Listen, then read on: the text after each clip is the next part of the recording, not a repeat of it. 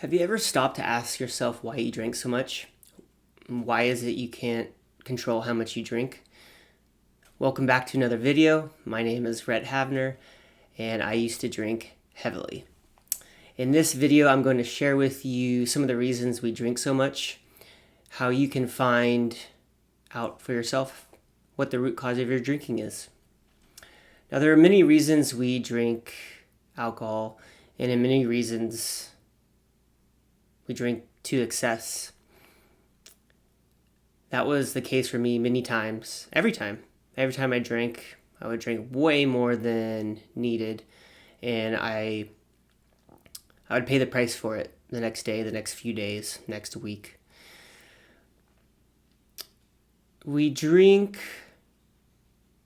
for many reasons. It could be social pressures, peer pressure. We drink to alleviate depression, anxiety. We use it as a coping mechanism to relieve stress. In many cases, we drink to escape. What are we trying to escape? We drink to escape our thoughts, our feelings, emotions.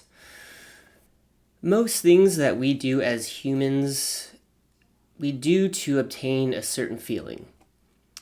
For example, we buy things. We buy cars, trips, clothing, jewelry, toys, among many other things. And we buy them not necessarily for the things themselves, but for the feeling that thing will bring us. We tend to think we are buying the thing, but what we are really buying is the feeling. Now, have you ever noticed when you buy something and you're super excited about it, that feeling quickly fades and you're kind of back to where you were emotionally before you bought that thing?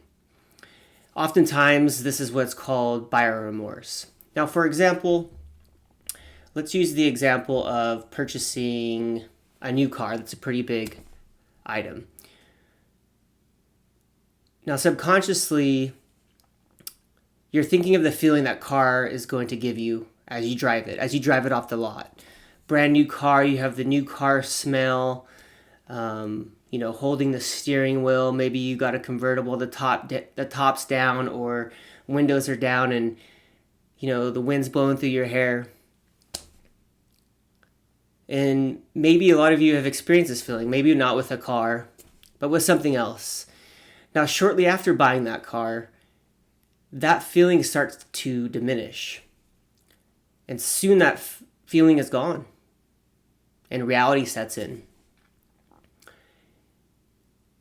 Then you start to realize the car wasn't it. Now you have a huge car payment. You can barely afford it. And now you start to feel worse than you did before you purchased that car. You start to resent the car because it didn't give you the feeling you thought it would. Drinking alcohol works in a very similar way. We may be drinking to run from one feeling, whether it's the feeling of not being enough, stress from work or a toxic relationship, childhood trauma, or any other desirable feeling. We drink to run from these feelings to experience a better feeling. We drink to feel happy or buzzed.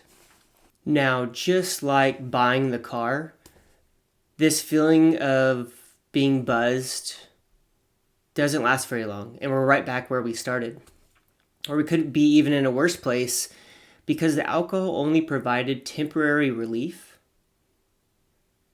to that feeling we were trying to escape. So what do? We tend to drink even more, chasing that feeling of being buzzed or being happy. And the more this goes on, the more we have to drink to get back to that feeling of what we think or feel is happiness. And this creates a never-ending loop of dependency on alcohol for our so-called happiness. What we really need to do is get to the root cause of our suffering. What are we trying to drown out? Why are we looking for happiness outside of ourselves? What keeps us from looking within and trying to understand why we are the way we are? If you're like me, you may have never sat down with yourself to ask these questions. For me, I really didn't ask myself what was behind my excessive drinking until just recently.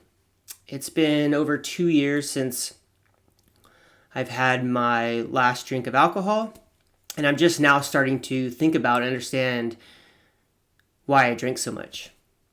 And I find it interesting as I go along this process why it took so long for me to look at this. I was so focused on quitting that I never stopped to ask myself why I drank so much. I have found if we stop and take a look at who we really are at our core, it can all be traced to childhood. Our thoughts, our belief system, our habits. And as I started to look back on why I drank so much, I look back to my childhood. And I've come to the conclusion for now that the reason I drank so much was because the attention it brought me. Now, as I go back to, my childhood, alcohol was never a part of our family at all. My parents never drank, at least in front of us kids. When we got together with family for holidays and stuff, I don't remember any drinking at all. But when I go back and I say my drinking goes back to the attention it brought me, it makes more sense. And what I mean by that, growing up, and pretty much my entire life, even today, I've been known or have been known as, an adrenaline junkie. And I've always gotten attention for doing crazy things that no one else would try or no one else could do. And how that relates to alcohol is, when I started partying, I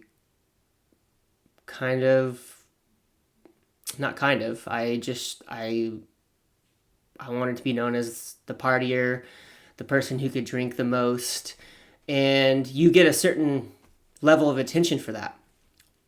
Now, I have a younger sister, and I'm 3.5 years older than her, so growing up, the first 3.5 years of my life, I had all the attention to myself from my parents. And naturally, when there's 2 kids involved, you can't get all the attention from your parents because there's 2 of you now. There's no way they can give you 100% attention to both of you. And that's just life. This has nothing to do with my parents didn't give me attention, because they gave my sister and I both plenty.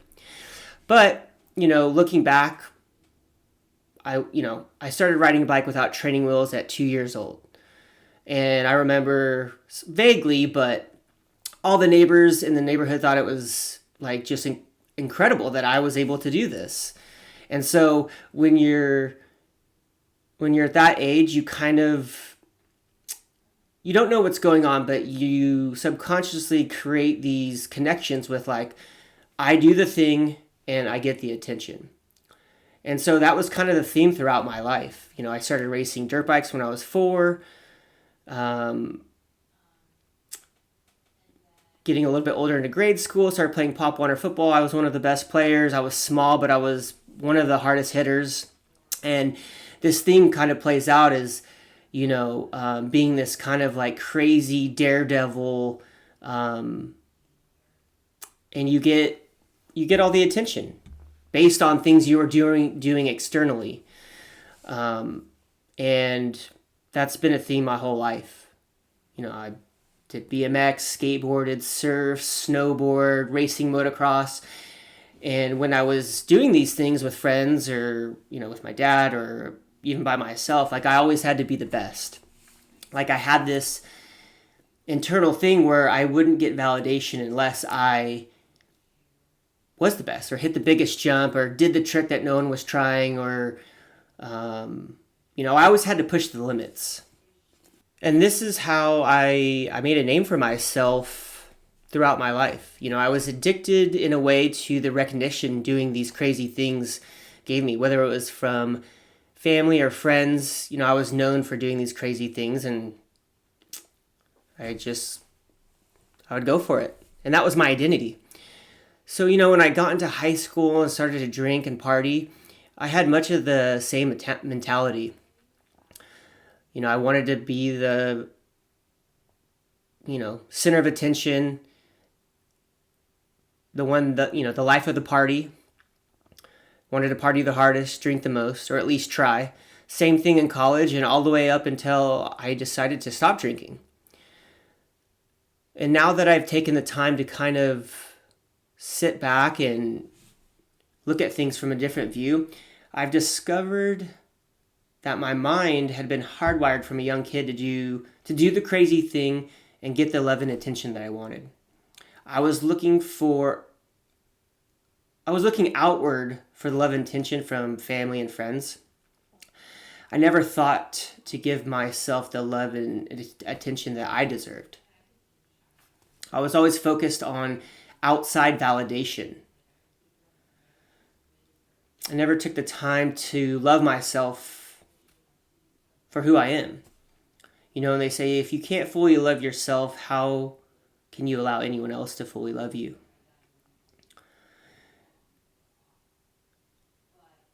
So, 2 years sober, and I'm starting to see my thought process change.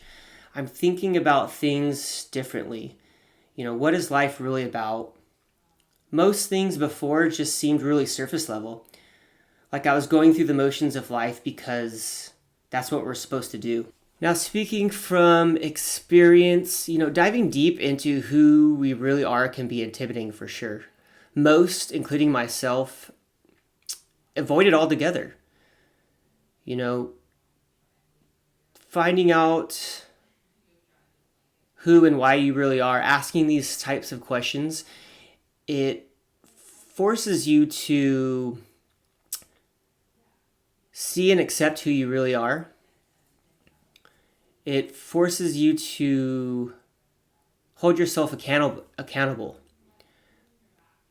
You can blame outside circumstances, people, certain events in your life, but ultimately it comes down to you. You have the choice to change, and you have the choice to make your life better.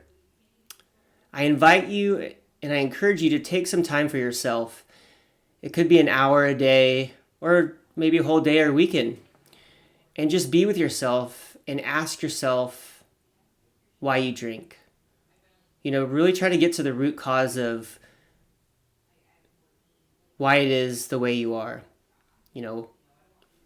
Are you running for something? If so, why and what is it?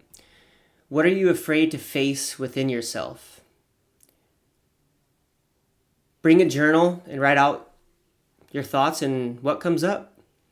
I think you'll be very pleased with the outcome if you just give yourself a chance to see what comes to the surface when you ask yourself these questions. With that, thank you for taking the time to watch this video. I hope you got something out of it. Please like, share, and subscribe. As always, be kind to yourself, and we'll see you on the next one.